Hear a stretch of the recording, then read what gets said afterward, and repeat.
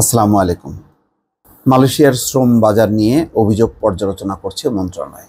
রিপোর্টটি পড়ে মানে এবং দেখে খুবই ভিতরে ক্ষোভ জন্মালো। দেখেন, রিপোর্টটা এমন সময় আসলো যখন নাকি স্বয়ং জাতিসংঘ এই মালয়েশিয়ায় যে দুর্দশাগ্রস্ত বাংলাদেশিরা তাদের পরিস্থিতি নিয়ে গভীর উদ্বেগ জানিয়েছে এবং তারা মালয়েশিয়ার সরকার, বাংলাদেশের সরকার দুই পক্ষকেই দায়ী করেছে যে এই পরিস্থিতিতে হাজার হাজার কর্মীকে ঠেলে দেওয়া হয়েছে মালয়েশিয়ায়, যাদের কোনো কাজ নেই, কর্ম নেই। এই দালাল চক্রের খপ্পরে পড়ে তারা এখন দিশাহারা, তারা অনাহার অর্ধারে কাটাচ্ছে। এখানে মালয়েশিয়ার সিন্ডিকেট, বাংলাদেশের সিন্ডিকেট যৌথভাবেই আছে বলে তারা শঙ্কা করেছে এবং এই পরিস্থিতিতে, মানবিক পরিস্থিতিতে গভীর উদ্বেগ উৎকণ্ঠা প্রকাশ করেছে।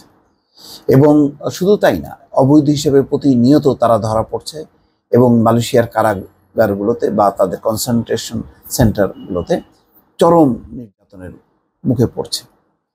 এই ব্যাপারে তারা গভীর উদ্বেগ প্রকাশ করেছে। কিছুদিন আগে আনোয়ার ইব্রাহিমও বলেছে যে যেখানে নেপাল থেকে আনতে যেই খরচ হয় তার 10 গুণ 20 গুণ খরচ হয় বাংলাদেশ থেকে। কিন্তু কেন?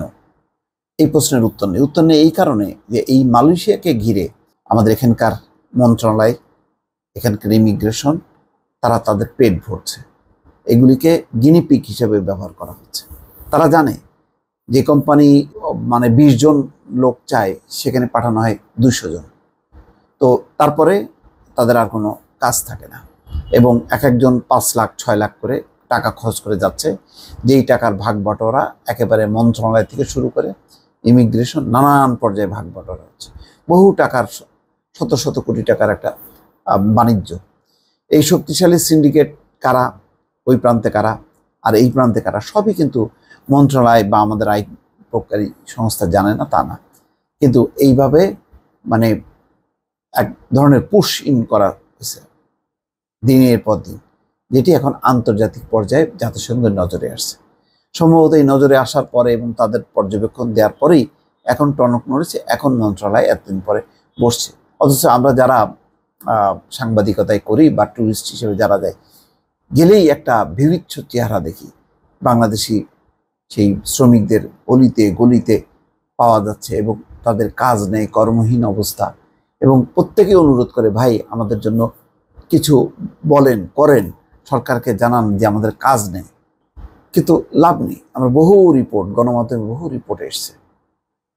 মন্ত্রণালয় ওখানে তার দূতাবাস আছে, তার কাজটা কি? দূতাবাসগুলোকে নাকি খুব ফাংশনিং করা হচ্ছে, লেকচার দেওয়া হচ্ছে। হ্যাঁ, কিন্তু এগুলি কারা? এই দুষ্ট চক্রের মধ্যে কি মালয়েশিয়ার কেউ নাই? এম্বাসির কেউ নাই? সবাই জানে, প্রকাশ্যেই চলছে এই ধরনের ঘটনা।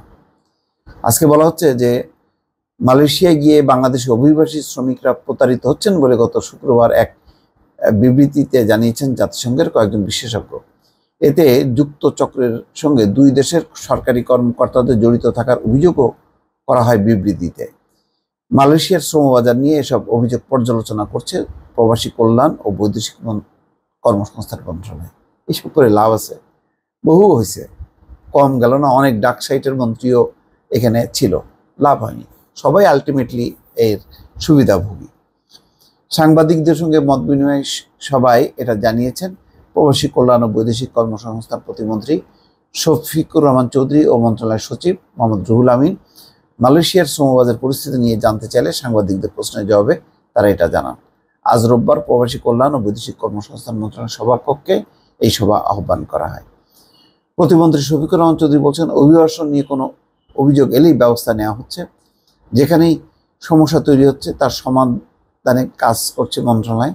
বিপদগ্রস্ত প্রবাসীদের সুবিধা নিশ্চিত করতে তৎপরতা অব্যাহত আছে।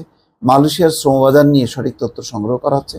আর বিদেশে দক্ষ কর্মী পাঠাতে কারিগরি প্রশিক্ষণ কেন্দ্রগুলিকে আধুনিকায়ন করা হচ্ছে। যাক, এইগুলি এই পরের এই সময় লেকচার ভালো লাগে না। মন্ত্রীকে একটা অনুরোধ করতে পারি এই ভিডিওর মাধ্যমে, আপনি দয়া করে, আপনাকে তো আর অত চেনে না, আপনি অত পরিচিত মুখ না, আপনি যান যে কুয়ালালামপুরের শহরেই আশেপাশে টলিতে গলিতে হাঁটেন, ঘোরেন ফেরেন, দেখেন চেহারাগুলো। আমরা যদি দেখতে পাই, আপনারা কেন দেখতে পাবেন না? একটু দেখেন, দয়া করে মানুষগুলোকে বাঁচান। আমাদের ভাবমূর্তি নষ্ট হচ্ছে, মালয়েশিয়ার সরকার বিব্রত হচ্ছে। এইখান থেকে রক্ষা করার দায়িত্ব আপনার। তা নাহলে আন্তর্জাতিকভাবে আমরা আরও হেনস্থা হব এবং আমাদের দেশের ভাবমূর্তিটা চরমভাবে নষ্ট হবে। দর্শক ভালো থাকবেন। আল্লাহ হাফেজ।